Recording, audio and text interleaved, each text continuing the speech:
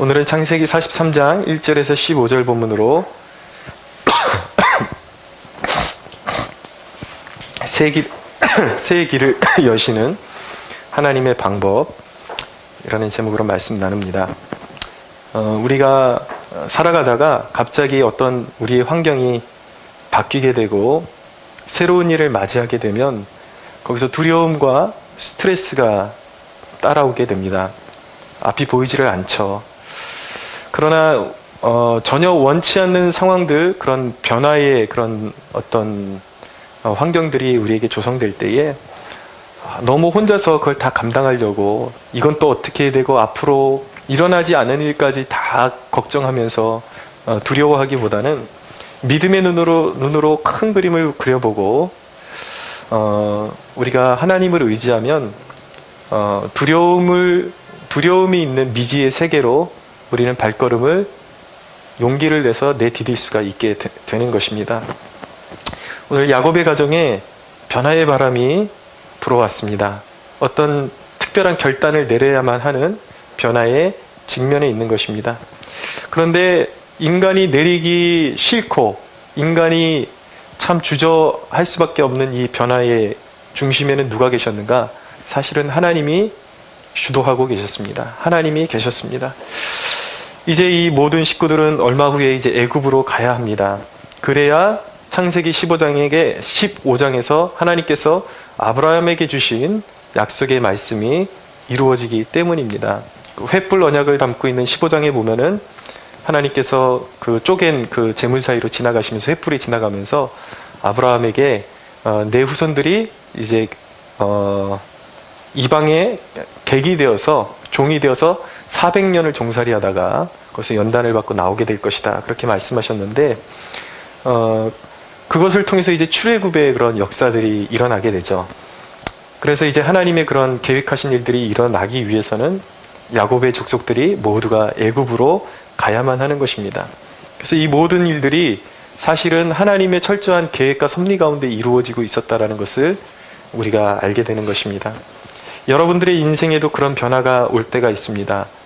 예상치 못했고 두려운 일이고 스트레스가 되고 또 어떻게 살아가야 되는가. 그러나 그런 인생의 변화는 우발이 아닌 오랫동안 하나님이 계획하신 일이었음을 여러분들 알 수가 있는 것입니다. 그런 변화는 하나님의 택함 받은 백성들에게는 하나님의 구원의 역사가 펼쳐지는 장이요. 그리고 사명을 받드는 장으로 인도를 받는 길이라는 것을 우리가 기억해 두어야 하는 것입니다. 그럼 오늘은 하나님께서 새 길로 인도하시는 방법이 무엇인가? 제가 세 가지로 요약해서 말씀드리겠습니다. 우리 인생이 하나님께서 새로운 길로 인도하시는, 새로운 역사를 창출해내시는 그러한 길은 첫째로 환경입니다. 환경을 통해서 하나님은 우리 안에서 우리에게 새로운 역사를 이루어 가십니다. 1절에 보면 그 땅의 기근이 심해졌다라고 말씀하고 있습니다.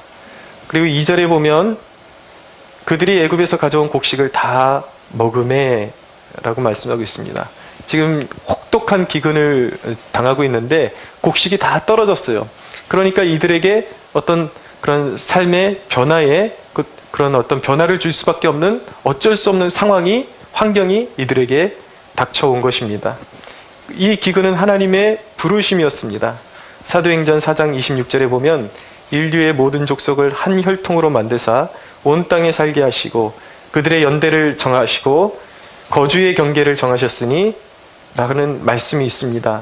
그러니까 하나님께서 우리로 하여금 이 시대, 지금 오늘날이라는 이 시대에 살게 하신 것도 하나님의 뜻이 있고, 그리고 여러분들이 어떤 상황 때문에 몰려와서 이 동네에 살게 된 것도, 이 도시에 살게 된 것도 하나님의 깊은 섭리가 있고 뜻이 있다라는 것입니다. 괜히 이곳에 온 것이 아니에요. 모든 것에는 사명이 있는 것입니다. 그리스도인에겐 우연이란 존재하지 않습니다. 하나님을 발견하면 사명을 발견하게 되는 것입니다. 내가 여기 왜 존재하는지, 무엇을 위해서 사는지 전혀 모르다가 하나님을 발견하게 되고 하나님의 말씀을 우리가 펴서 읽게 되면 내가 그것 때문에 이곳에 와 있구나 라는 것을 깨닫게 되는 것이죠. 그러니까 하나님을 만나는 것이 얼마나 축복입니까? 많은 사람들이 하나님을 모르기 때문에 인생을 방황하고 있는데 하나님을 만나는 것이 축복임을 믿으십시오. 아멘. 예수님도 환경에 이끌림을 받으셨습니다. 처음 태어나셨을 때는 그 육신의 아버지 요셉이 꿈 가운데 천사의 지시를 받아서 헤롯을 피해서 애굽으로 피하게 되죠. 근데 애굽에서 또 천사의 지시를 받아가지고 유대 땅으로 돌아오셨는데 헤롯의 아들 중에 한 명인 아켈라오가 권력을 장악하고 있었습니다. 근데 아켈라오는 아버지보다도 더 악랄한 사람으로 정평이 나 있었습니다. 두렵죠. 그래서 이제 아켈라오 때문에 요셉이 마리아와 함께 어린 예수님을 데리고 어디로 가냐면 갈릴리로 갔다가 더 구석진 나사렛이라는 곳으로 이제 이사를 하게 됩니다. 근데 그것은 인간의 눈으로 보기에는 두려움 때문에 어쩔 수 없이 쫓겨다닌 것 같지만 성경은 분명히 뭐라고 말씀하냐면 이는 하나님의 뜻을 선지자로 말씀하신 하나님의 뜻을 이루려 하려 하심이라 성경이 말씀하고 있는 것이죠. 그러니까 모든 그 과정에 하나님의 뜻이 있고 그리고 그 모든 과정은 하나님께서 훈련으로서 우리에게 주신다라는 말씀인 것입니다. 하나님이 우리 앞길의 문을 닫으시면 우리는 멈춰야 되는 것이고 어떤 길을 강권적으로 여시면 가야 하는 것이 그리스도인의 삶인 것입니다. 우리 그리스도인들은 이제 하나님께 매인 삶이요 하나님의 철저한 인도하심에 따라서 우리의 발걸음이 정해진다라는 사실을 기억하셔야 하는 것입니다. 닫으면 머물러야 하는 것이고 열고 하나님께서 몰아내시면 가야 하는 것입니다. 여러분들이 캠퍼스 성막교회에 오게 된 것 우연이 아닙니다. 성령께서 이곳으로 여러분들을 몰아넣으신 줄로 믿으시기 바랍니다. 왜 부르셨습니까? 여러분들을 영적 이스라엘로 삼으시고 여러분들을 축복하시고자 우리를 이곳에 부르셨음을 믿어야 하는 것입니다. 그렇게 하나님은 환경을 통해서 인도해 가십니다. 새로운 역사를 창출해내세요. 두 번째, 희생을 통해서 하나님은 새로운 역사를 써 나가십니다. 3절을 보십시오. 유다가 아버지에게 말하여 이르되 그 사람이 우리에게 엄히 경고하여 이르되 너희 아우가 너희와 함께 오지 아니하면 너희가 내 얼굴을 보지 못하리라 하였으니 라고 말씀하죠. 그러면서 3절 이하에 발견하는 것은 무엇이냐면 야곱의 무책임함과 유다의 희생적인 모습을 발견하게 되는 것입니다. 야곱은 또 라헬의 그 두 번째 아들인 베냐민마저도 잃어버릴까봐 두려움에 빠져 있어요. 그래서 야곱은 이 어려운 상황 가운데 결단을 내리지 못하고 베냐민을 애굽으로 내려보내면 다 해결되는 문제인데 그거를 결단을 내리지 못하고 지금 믿음의 족장답지 않게 굉장히 이렇게 원망하는 모습, 원망을 늘어놓는 모습을 보여주고 있습니다. 여러분, 가정이든 직장이든 교회이든 리더의 역할이 참 중요합니다. 여러분들이 가정 가운데 여러분들이 믿음에 서 있다면 여러분들은 모두가 영적인 리더인 것입니다. 리더의 역할이 참 중요해요. 리더가 어려울 때에 원망하면 다 함께 방황하게 되는 것입니다. 어려운 상황이 지어질 때 리더는 리더에 합당한 그런 지침이 삶의 방법이 있고 지침이 있는 거예요. 여러분, 하나님을 원망하는 사람이 되지 말고 여러분들 주위에 누군가가 원망하고 있다면 같이 원망하는 사람이 되지 마시고 오히려 믿음으로 그들을 붙잡아 줄 수 있는 용기와 격려를 실어줄 수 있는 사람들이 되기를 축원합니다. 리더는 방향을 잡아주는 사람이에요. 그리고 결단해야 되는 사람이에요. 리더가 방황하면 아무것도 되지 않는 것입니다. 리더는 무거운 책임을 가지고 어떤 사안에 대해서 방향을 잡아주고 결단을 내릴 수가 있어야 하는 것입니다.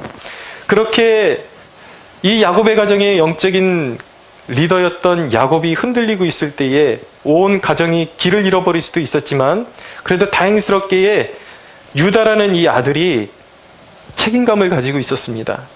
이 아들이 희생을 발휘함으로 인해서 이 야곱의 가정이 길을 잃지 않고 제 길을 찾아갈 수 있게 되었습니다. 8절을 보십시오. 8절부터 10절 보겠습니다. 유다가 그의 아버지 이스라엘에게 이르되 저 아이를 나와 함께 보내시면 우리가 곧 가리니 그러면 우리와 아버지와 우리 어린아이들이 다 죽고 살고 죽지 아니하리이다. 내가 그를 위하여 담보가 되오리니 아버지께서 내 손에서 그를 찾으소서. 내가 만일 그를 아버지께 데려다가 아버지 앞에 두지 아니하면 내가 영원히 죄를 지리이다. 우리가 지체하지 아니하였다라면 벌써 2번 갔다 왔으리이다. 라고 그렇게 이야기했습니다. 유다가 자기가 희생하겠다라는 거예요. 내가 담보가 되겠습니다. 내가 이 베냐민을 데려갔다가 데려오지 못하면 내 생명을 걸고 책임지겠습니다. 라고 희생하는 것이죠. 유다의 이런 결단력 있는 그리고 책임감 있는 그러한 태도가 야곱의 마음을 열게 해 주었습니다. 여러분, 복음의 놀라운 파급력, 복음이 생명을 살리는 파급력은 어떻게 이루어지는 것일까요? 여러분, 그것은 복음은 철저하게 나의 권리를 주장함으로 인해서 영향력이 생기는 것이 아니라 나를 포기하는 희생에서 영향력이 생기는 것입니다. 세상 사람들이 어떻게 그리스도를 볼 수가 있습니까? 세상 사람들이 어떻게 살아계신 눈에 보이지 않는 하나님을 볼 수가 있죠? 사도 요한은 요한 1서를 통해서 말씀합니다. 우리의 삶을 통해서 우리가 행하는 것, 우리가 사랑하는 모습을 통해서 우리 안에 하나님 살아계심이 나타난다 라고 말하고 있는 것이죠. 그러니까 우리의 삶을 통해서 하나님이 살아계시구나라는 것이 보여져야 된다라는 거예요. 어떻게요? 희생을 통해서만, 믿지 않는 자들은, 믿음이 없는 자들은 우리의 희생을 통해서만 하나님의 영광을 우리를 통해서 볼 수 있게 되는 것입니다. 여러분, 예수 그리스도께서 어떻게 인류를 구원하셨습니까?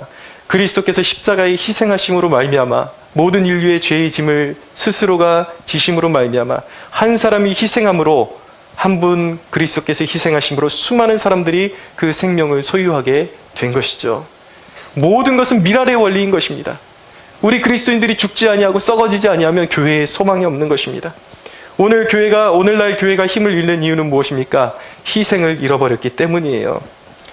여러분, 오늘날의 기독교의 모습, 교회의 모습은 하나의 어떤 안정을 위한 종교로 전락해가고 있습니다. 희생이 아닌 누림을 위한 서비스로 변질되어 가고 있습니다. 사람들은 교회를 선택할 때에도 좋은 시설을 찾고, 좋은 예배를 찾고, 좋은 설교를 찾아서 방황합니다. 떠돌아다닙니다. 그리고 좋은 교회를 발견합니다. 그래서 그 예배 가운데 만족해요. 근데 여러분, 문제는 무엇이냐면 좋은 교회를 찾았다고 자부하지만 그 좋은 교회를 찾아서 예배드리는 사람들에게 순종의 실체가 없다라는 것입니다. 좋은 말씀을 들었으면 좋은 삶이, 좋은 열매가 드러나야 되는데 전혀 그런 순종의 모습이 보이지 않다라는 것이죠. 그냥 좋은 교회에서 편안한 의자에 앉아서 한 번 예배드리는 것으로 모든 것을 만족하고 내가 그리스도인이라고 생각하는 것이 여러분 어찌 진정한 믿음이라고 볼 수가 있겠습니까? 전혀 손해보려고 하지 않는 모습들. 저는 가끔 그런 생각을 합니다. 음식점에 갔을 때에 이렇게 음식이 마음에 들지 않거나 좀 약간 불결하거나 그러면 컴플레인하고 이렇게 좀 불평하고 싶은 때가 있어요. 직원들 불러다가 좀 한마디 해주고 싶을 때가 있는데, 그럴 때마다 제가 먼저 생각하는 것은 무엇이냐면, 입장을 바꿔놓고 생각했을 때에 손님의 입장이 분명히 맞긴 하지만 내가 충분히 권리가 있죠. 이것을 지적할 수 있는 권리가 있어요. 손님이라면. 그러나 뒤집어 놓고 생각했을 때에 내가 저들에게, 그들은 모르거든요. 자신이 뭘 그렇게 특별히 잘못했는지 아직 그 영적인 그 감각이 살아있지 못하기 때문에 무언가를 지적하면은 기분부터 나빠지는 거예요. 그것이 옳은 말인데도 불구하고. 그래서 그런 생각을 하는 것입니다. 내가 저들에게 불평을 들어놓고 그리고 나서 어느 순간 예수 믿으라 그러면 저들의 감정이 어떨까라고 생각을 해보게 되는 것입니다. 그러면 제가 분명히 옳음에도 불구하고 내가 종업원이라도 그렇게 와서 이렇게 지적하고 또 함부로 말하고 그러는 그런 손님이 만약에 나에게 예수 믿으라 그러면 그 말이 옳다고 할지라도, 설령 옳다고 할지라도 난 예수님이 싫어질 것 같다라는 생각이 저에게 있었습니다. 그러니까 여러분, 옳고 그름보다도 우리 그리스도인은 긍휼을 잃어버려서는 안 되는 것입니다. 항상 영혼을 먼저 생각하십시오. 할렐루야. 영혼을 구원하기 위해서. 그래서 우리에게 지혜가 필요합니다. 음식을 먹을 때에도 하고 싶은 얘기가 있지만 다 쏟아놓는 것만이 지혜는 아니라는 것. 내가 그 영혼을 먼저 사랑하면 내가 이 상황 가운데서도 어떻게 대처할 수 있는 것이 정말 하나님이 기뻐하시는 일인지 우리는 알 수 있게 되는 것이죠. 교회를 선택하는 문제도 그렇습니다. 제가 몇 번을 그런 경험을 했는데, 어떤 사람들은 우리 교회에 나오고 싶다고 처음에 얘기를 했다가 교회 예배 시간이 몇 시냐고 묻습니다. 그럼 오후 2시에 있다 그러면 아우 예배 시간이 안 맞아서 못 가겠네요 그러는 거예요. 무슨 말이냐면 자기는 일찍 그냥 예배만 해치우고 자기 볼일을 보고 싶고 친구들과 놀고 싶은데 우리 교회 예배가 시간이 너무 어정쩡해서 나올 수가 없겠군요 라는 것입니다. 여러분, 어쩌다가 우리 그리스도인들이 교회를 선택하는 방법이 이렇게 되어버렸습니까? 물론 이해가 갑니다. 그들이 그렇게 반응한다는 것은 아직도 신앙이 온전히 갖추어지지 못했기 때문에, 연약함이 있기 때문에 그럴 수 있다고 생각합니다. 그러나 또 한편으로 생각해야 되는 것은 우리가 교회를 선택하고 어떤 주님의 일을 감당할 때에 주님이 우선순위가 되지 못하고 항상 자신의 편의가 먼저 우선순위가 되는 것은 심각한 문제라는 것이죠. 무엇을 먼저 생각해야 되는 것입니까? 내 영혼을 먼저 선택해야 되는 것이고 생각해야 되는 것이고, 이 교회가 예배 시간이 몇 시냐가 먼저 중요한 것이 아니라 이 교회가 내 영혼을 살찌우게 만들 수 있고 진정한 하나님의 자녀로서 누릴 수 있는, 나를 양육해 줄 수 있는 진정한 복음이 선포되는 교회인지, 그것이 우선순위가 되어야 하는 것인데, 오늘날 수많은 사람들에게, 그리스도인에게서 그런 본질적인 이제 감각은 점점점 더 사라져가고 있다는 거예요. 자기의 편의를 위해서 교회를 선택하고 예배를 하나님께 자기가 희생해서 드리는 것이 아니라, 섬김으로 드리는 것이 아니라 얼른 해치우고 자기가 원하는 길을 가기를 원하는 것이 오늘날의 교인들의 모습이라는 것이죠. 희생이 없다라는 것입니다. 여러분, 작은 교회들도 문제가 있습니다. 성도들이 작은 교회에 와서 그 자체로 만족하고 섬기지 않는 모습들이 너무나도 많습니다. 제 동료 목사님 목회하시는 모습을 보니까 제가 너무 마음이 아파요. 갈 때마다 성도들을 이렇게 밥을 이렇게 해주시는데 성도들이 한 사람도 손가락 하나 까딱하지 않습니다. 같이 밥 차리는 사람도 없어요. 누군가가 다 먹고 나서 치우고 나면 설거지에 동참하는 사람도 없어요. 그럼에도 목사님이 더 정성이 있어가지고 늘 시간대가 따로따로 오는 사람들도 다 일일이 밥을 헤매기는데, 그러면서 하소연하시는 거예요. 마음이 어렵다고. 아무리 해줘도 그것이 고맙다라는 생각을 못하는 그러한 성도들의 모습을 볼 때에 너무 마음이 무너진다라는 것이죠. 그럼에도 불구하고 성도들의 마음이 너무나도 여려서 또 한 번 잔소리하면 그것이 약이 되는 것이 아니라 그거 듣기 싫어가지고 또 다른 교회로 떠나는 성도들이 있으니까 말도 못하고 그냥 혼자 끙끙끙끙 앓고 있는 것이 오늘날 작은 교회들의 모습의 단면이라는 것입니다. 여러분, 우리가 진정한 그리스도인이라면 어떻게 살아야겠습니까? 여러분들이 작은 교회에 와 있기만 하면 안 되는 것입니다. 내가 작은 교회를 선택했어요. 내가 이 개척교회를 선택했어요. 그것이 공로가 되어서는 안 되는 것입니다.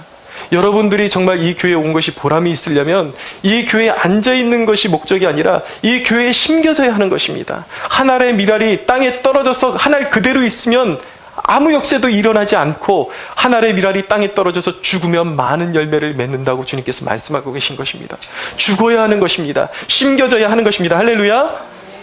여러분, 모두가 함께 섬겨야 하는 것입니다. 지위와 어떤 사회적 지위와 나이와 권리와 체면을 내려놓으십시오. 제가 존경하는 어떤 목사님의 그런 설교 속에서 그런 말씀을 하시더라고요. 목사님이 깜짝 놀랐던 일들이, 교회에 출근하고 보니까 사회적으로 정말 덕망 있고 사회적인 눈으로 봤을 때 아주 높은 그런 직위를 가지고 있는 사람이 그냥 고무장갑 끼고 남자분들이 화장실을 청소하고 있더라는 거예요. 그것도 교회에서 아주 존경받는 그런 분들이 손수 그런 일들을 하고 있을 때 이 목사님은 자신이 목사님인데도 불구하고 충격이 되더라는 거예요. 아, 저게 정말 섬김이지, 저게 정말 권위지 라는 그러한 깨달음을 얻게 되었다라는 것입니다. 여러분, 우리도 그와 같아야 하는 것입니다. 모든 권리를 하나님 앞에 내려놓아야 돼요. 여러분, 가장 낮은 곳에서 섬기십시오. 청소할 때 여러분들이 정말 이곳에서 은혜 받는 것이 여러분들의 고백이라면, 진실한 고백이라면 하나님의 전을 사랑하는 마음을 기르십시오. 필요하면 청소도 같이 동참하십시오. 또 무언가 교회가 어려움이 없는지 살피십시오. 이렇게 어려운 교회에서는 혹시 내가 좀 도움이 될 만한 것이 없을까? 기물 중에 좀 파손되고 너무 낡아서 바꿔야 되는 것은 없을까? 여러분들이 자발적으로 생각하고 그것을 여러분들의 헌신으로 그런 것들을 바꾸어 나갈 수 있다면 살아계신 하나님께서 여러분들의 그 수고와 여러분들의 헌신을 얼마나 어여쁘게 보시겠습니까? 여러분, 이제 크리스마스가 다가오고 있습니다. 크리스마스 때 우리가 말씀드린 것처럼 이제 한 영혼씩을 초청해가지고 우리가 전도 집회를 할 텐데, 우리가 매년 사람들을 초청해서 같이 이제 예배를 드리고 전도 집회를 하고 끝나고 식사를 나눕니다. 그래서 교회가 이제 메인 메뉴를 좀 준비하고, 그리고 다 같이 동참하는 차원에서 이제 다 분담해 드릴 거예요. 어떤 분은 뭐 좀 준비해 오십시오. 어떤 분은 뭐 좀 준비해 오십시오. 그러면 여러분 기쁨으로 동참해 주십시오. 그리고 이 행사가 다 끝난 다음에 그냥 훌훌 털고 그냥 가지 마시고 끝까지 함께 하면서 작은 일 하나까지도 함께 마무리하면, 그러면 힘들지 않습니다. 한 사람이 그 모든 일을 짊어지면 지치고 마음이 상하고 그렇지만, 여러 사람이 조금씩 분담해서 일을 하면 1시간 할 수 있는 일이 10분으로 줄어들고 서로에게도 보람이 있고 하나님께도 기쁨이 될 줄로 믿으시기 바랍니다. 여러분, 제가 많은 사람들이 교회의 직분을 계급으로 여기는 풍토가 만연해지고 있습니다. 근데 우리는 개혁되어야만 하는 것입니다. 제가 미리 몇 번 말씀드렸는데 이거 계속 제가 강조할 거예요. 우리 교회에 오시는 분들은 과거의 교회에서 어떤 직분을 가지고 있든지 저는 무조건 성도라고 호칭을 하나로 이제 부를 것입니다. 여러분들도 그렇게 애써 주십시오. 근데 여러분들을 인정하지 않아서가 아니에요. 제 말을 잘 들어 주십시오. 오늘날 한국교회는 이 직분이 난립하고 있습니다. 이 직분의 고귀함을 회복해야만 하는 것입니다. 여러분들이 한 사람 한 사람 보면 다 여러분들 인정받을 만 하세요. 정말 여기 있는 분들은 다 인정받을 만 하세요. 그런데 우리 교회에 여러분만 있는 것이 아니라 이제 새로운 사람들이 영입되는데 전혀 신앙 고백도 없고 섬김의 자세도 안 된 사람이 어디서 장로라 그러고 집사라 그러고 권사라 그러면, 여러분 그들을 다 호칭을 불러주고 그러면 우리 교회는 하나도 새로워지는 것이 없는 기존의 교회와 마찬가지가 되는 것입니다. 그래서 여러분들에게 제가 성도라는 호칭으로 통일해서 부르는 이유는 여러분들을 인정하지 않아서가 아니라 우리 교회가 개혁되어지는 교회로, 모범적인 교회로, 한국교회의 모범이 되어야 된다라는, 이 작은 곳에서부터 그 개혁을 출발해야 된다라는 저의 목회적인 신념과 철학이 그곳에 담겨 있기 때문에 그렇게 부르는 것입니다. 여러분, 내가 성도라고 불리면 성도라는 이름 자체가 얼마나 고귀한 것인지 아십니까? 가장 거룩한 하나님의 자녀들을 일컬어서 성도라고 부르는 것입니다. 아무나 성도라고 불릴 수가 없는 것입니다. 제가 목사의 직분인 것을 이 근처에 병원에 가끔 가게 되면요, 교인들이에요. 성도들이에요. 병원의 원장부터 해서 직원들까지 다 교인들인데 제가 목사인 걸 알아요.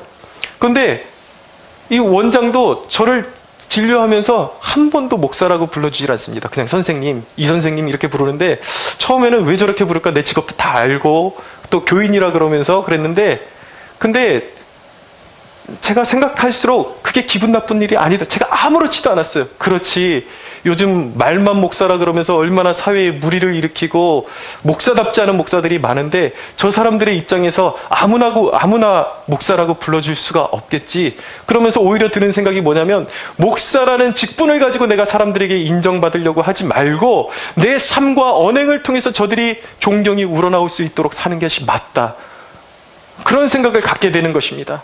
사랑하는 여러분, 이 작은 일부터 우리가 함께 내가 어떤 가지고 있는 호칭과 직분으로 인정받으려고 하지 말고 내 안에 나타나는 성령의 감화와 섬김과 연륜의 덕으로 존경받을 수 있는 저와 여러분들이 되기를 소원합니다. 아멘. 여러분, 우리는 특별히 이 땅의 청년들을 위해서 희생을 해야 합니다. 저는 소원하기를 우리 교회 이름을 캠퍼스 성막교회라고 지었지만 청년들에게 국한된 교회라고 저는 생각하지 않아요. 저는 마음에 소원하건대 3대가 함께 예배드리는 교회가 되었으면 좋겠습니다. 할아버지 세대, 자녀 세대, 또 그 손자 세대 함께. 여러분, 굳이 부서를 막 여러 개로 나눌 필요도 없을 것 같아요. 그냥 어린아이들도 여기서 함께 예배드리고 모두가 함께 예배드리면 그것이 또 하나님 앞에 더 귀한 교회의 모습이 될 수도 있을 것입니다. 캐나다에 있는 어떤 교회에 어떤 분이 방문해보고 너무 충격을 받았다라는 거예요. 요만한 꼬마들부터 어른들까지, 작년까지 다 한 곳에 모여서 예배를 드리는데 뭐 어린이 부서가 따로 없다라는 것이죠. 물론 저희 교회가 끝까지 그렇게 가겠다라는 말씀은 아니에요. 필요하면 저희도 뭔가 부서를 개설해야 되겠죠? 그러나 제가 드리고 싶은 말씀은 뭐냐면 인위적으로 그렇게 나눌 필요는 굳이 없다라는 것입니다. 3대가 함께 예배드리는 교회, 그 캐나다에 있는 교회가 너무 인상적이었던 그 이유는 무엇이냐면 모든 세대가 한 곳에 예배드리는데 그렇게 성령의 임재로 충만하고 눈물이 없이 회개가 없이는 드릴 수 없는 예배를 경험하고 와서 어떤 분이 저에게 그 간증을 얘기했던 기억이 나는 것입니다. 저는 그런 교회가 되기를 원합니다. 할렐루야. 그러나 여러분, 그럼에도 불구하고 저는 우리가 청년을 품게 되기를 원합니다. 우리는 청년을 품어야 됩니다. 특별히 왜입니까? 청년들이 이 땅의 소망이기 때문입니다. 청년들이 복음으로 무장하지 않으면 이 땅에 사회개혁, 경제개혁, 정치개혁에 소망이 없습니다. 그리스도의 사랑과 십자가의 능력으로 무장한 청년들이 그들이 성장해서 사회로 나가야 이 땅은 변화의 희망이 주어지게 되는 것입니다. 그런데 여러분, 우리가 회개할 일이 있다라는 생각을 갖게 되었습니다. 왜냐하면 이름은 캠퍼스 성막교회고 청년들을 품자 그래 놓고 우리가 과연 청년들을 품었는지 여러분들 스스로가 생각해 보십시오. 청년들을 생각할 때 가슴이 뜁니까? 청년들을 볼 때마다 저 청년들에게 복음을 증거해야 되겠다라는 영적인 부담감이 들고 있습니까? 우린 너무 무관심하지 않았습니까? 청년을 품겠다고 그래 놓고 청년에 대한 애착이 없고 사랑이 없는데 어찌 하나님께서 우리 교회에 청년들을 보내주실 수가 있겠습니까? 여러분, 우리는 이것부터 회개해야 될 줄로 믿습니다. 여러분, 우리가 그들을 사랑해야 하는 것입니다. 의도적으로 우리가 기도할 때 청년들을 품게 해주십시오. 사랑의 마음이 생겨나게 해주십시오.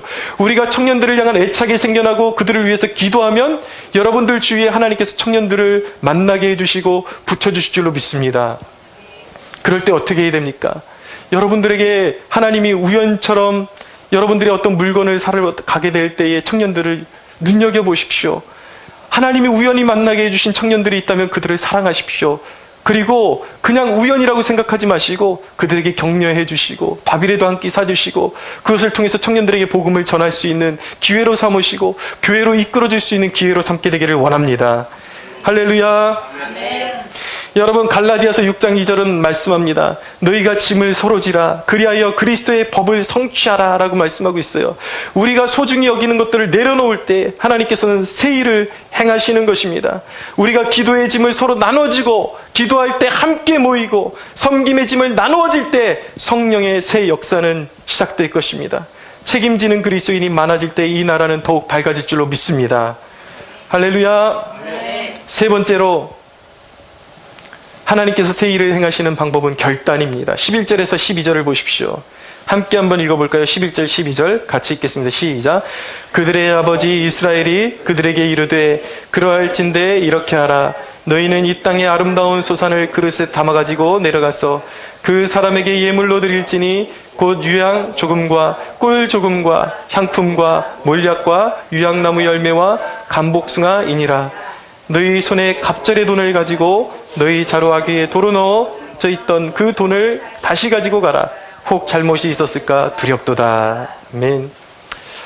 야곱에게 한 가지 배울 것이 있습니다. 무엇이냐면 이제 결단을 내리게 되었어요. 베냐민을 보내야 되는구나. 유다의 그 회유책에 이제 수긍을 하고 보내게 되었습니다. 근데 야곱에게는 참 특출난 재능이 있었습니다. 뭐냐면 사람의 마음을 풀 줄 아는 재능이 있었습니다. 그가 이제 자녀들이 애굽으로 다시 가야 되는데 그들에게 한 가지를 이제 당부하는 거예요. 빈손으로 가지 말아라. 예물과 특별히 우리가 살고 있는 이 땅의 특산물들, 그리고 너희들이 가지고 온 그 돈의 갑절의 돈을 가지고 가서 그리고 가서 요셉을 만나라. 그 땅의 통치자를 만나라 라고 그렇게 조언을 하는 것이죠. 이것은 야곱의 전공법인 것입니다. 여러분, 반목된 사람의 마음을 푸는 방법이 무엇입니까? 그냥 말로만 미안하다, 말로만 당신에게 내가 정말 당신을 돕기를 원한다 라는 것이 아니라 구체적으로 소중하게 그 마음을 표현하는 그런 예물들을 준비해서 함께 보내는 것이죠. 잠언 18장 16절에 보면 이런 말씀이 있습니다. 사람의 선물은 그의 길을 넓게 하며 또 존귀한 자 앞으로 그를 인도하느니라 라는 말씀이 있어요. 여러분, 화해할 때 정성껏 마음을 표현하는 일은 참 지혜로운 것입니다. 특별히 우리 후손들에게 점점 이 나라가 강팍해져 갑니다. 이 민족이. 어른을 섬기는 법, 스승을 섬기는 법, 영적인 지도자를, 리더를 섬기는 법을 자꾸 가르쳐 줘야 돼요. 이전에 교회에 있을 때에 유난히 이렇게 목회자를 잘 섬겨주는 그런 청년들이 있어서, 야, 너 이런 거 어디서 배웠냐? 물어보니까 그 어머니가 그 교회에서 아주 지성으로 잘 섬기는 직분자였다라는 것을 알게 되었습니다. 그 부모가 어떤 섬김의 모습을 가지고 있느냐에 따라서 자식이 그대로 배우는 것이죠. 요즘 뭐 김영란 법이다 해서 잘못하면은 이제 법적인 제지를 받게 되는데, 여러분, 우리가 꼭 뭐 큰 물질로만 해야지 마음을 표현할 수 있는 것은 아니잖아요. 말 한마디라도 마음을 표현하는 법, 자기가 존경해야 될 자들을 대해서 존경하는 법을 가르쳐 주는 것, 이것은 우리가 후대들에게 물려줘야 될 좋은 정신임을 우리가 깨달아야 하는 것입니다. 이 강박해지는 세대 가운데서 이 좋은 믿음의 유산들을 우리는 물려줘야 되는 것이죠. 여기서 또 한 가지 배우게 되는 것은, 야곱이 왜 이런 예물을 준비했는가? 혹시나 자녀들이 가져온 그 돈에 착오가 생긴 것은 아닐까 염려했어요.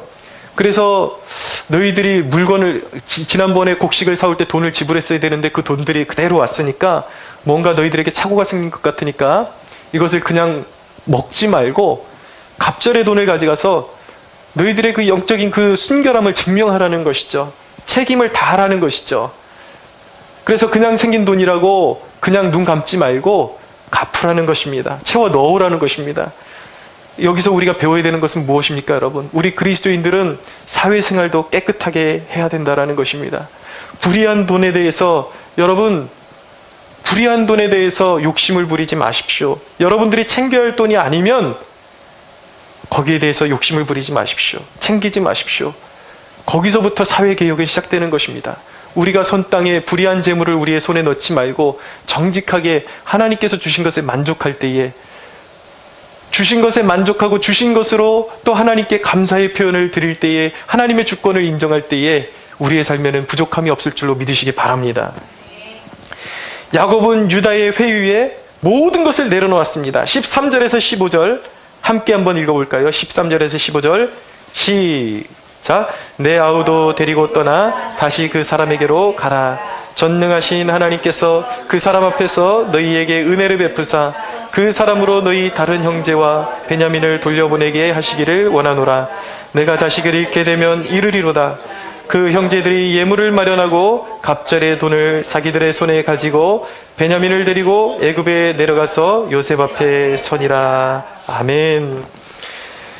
특별히 14절에 보니까 전능하신 하나님께서 그 사람 앞에서 너희에게 은혜를 베푸사 그 사람으로 너희 다른 형제와 베냐민을 돌려보내게 하시기를 원하노라. 내가 자식을 잃게 되면 이르리로다. 여러분, 앞이 보이지 않을 때에 결단할 때는 해야 하는 것입니다. 여러분, 모든 것이 다 우리가 수긍이 가고 보여져야만 결단을 내릴 수 있는 것은 아닙니다. 믿음이라는 것은 무엇입니까?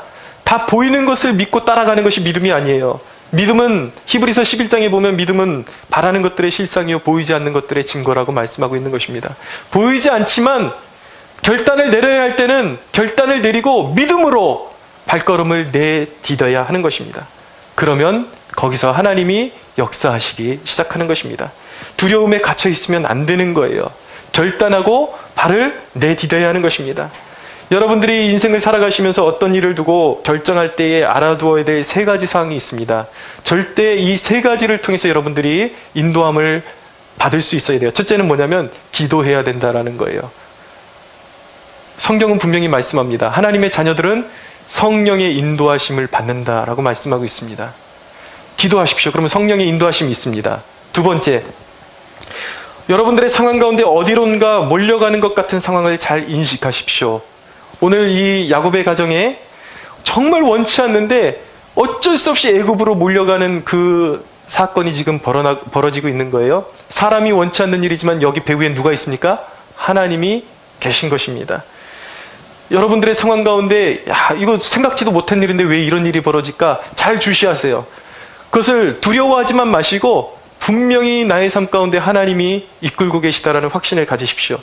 때로는 나쁜 일처럼 보이는 일이 하나님의 뜻하신 길일 수도 있는 것입니다. 왜 몸이 아픕니까? 구원하시기 위해서. 왜 여러분 죄를 계속해서 짓고 두려운 걸 모르다가 왜 하나님이 깜빵으로 보내시는 사람들이 있습니까? 왜입니까? 구원하시기 위해서요. 그래서 여러분, 모든 일에는 우리 택함받은 하나님의 자녀들에는 모든 역사 속에 우리의 삶 가운데 하나님의 인도하심이 함께하고 있다는 사실을 믿으십시오. 세 번째로, 두려워하지 말라는 것입니다. 하나님이 지금 상황에 앞에 계십니다. 여러분들을 앞서가고 계십니다. 제임스 패커라는 복음주의자가 뭐라 그랬냐면, 그리스도를 믿는 자들은 하나님의 자녀요 양인 것입니다. 그렇기 때문에 양이 길을 잃으면 목자가 찾아온다라고 그렇게 그가 이야기했습니다. 우리가 길을 잃으면 예수님께서 찾아오십니다. 할렐루야. 네. 여러분, 어쩔 수 없는 상황이 벌어질 때에, 앞이 보이지 않을 때에, 뭔가 몰려가는 것 같을 때에 두려워만 하지 마시고 원망하지 마시고 소신 있게 발을 내디디십시오. 그리고 그 이후의 삶은 주님께 맡겨드리십시오. 여러분, 하나님은 우리의 인도자이십니다. 시편 32편 8절은 말씀합니다. 내가 내 갈 길을 가르쳐 보이고 너를 주목하여 훈계하리로다. 신명기 31장 8절은 말씀합니다. 여호와 그가 내 앞서 행하시며 너와 함께하사 너를 떠나지 아니하시며 버리지 아니하시리니 너는 두려워 말라 놀라지 말라. 할렐루야. 네. 여러분, 하나님은 우리를 인도하십니다. 성령은 우리를 이끌어 가십니다. 그것이 하나님의 자녀예요. 여러분, 하나님이 여러분들의 인생의 길을 잃기 원치 않는다면, 그렇다면 여러분들의 삶을 그리스도께 헌신하십시오. 그러면 하나님이 앞서 가십니다. 하나님이 인도하십니다. 우리가 하나님을 의지할 때에 하나님이 우리 앞에 닫힌 문을 여시며 어두움을 비추시며 새 일을 행하실 것입니다. 두려움에 갇힌 여러분이요, 하나님을 믿고 그 어두움에서 나오십시오. 발걸음을 내디디십시오. 발을 내디디십시오. 하나님이 당신을 지키시고 인도해 주실 것입니다. 하나님이 여러분들을 인도하신 것에서 사명을 잘 감당하는 삶을 살아가시기를 주 예수의 이름으로 축원합니다. 우리 하나님께 영광의 박수 올려드리겠습니다.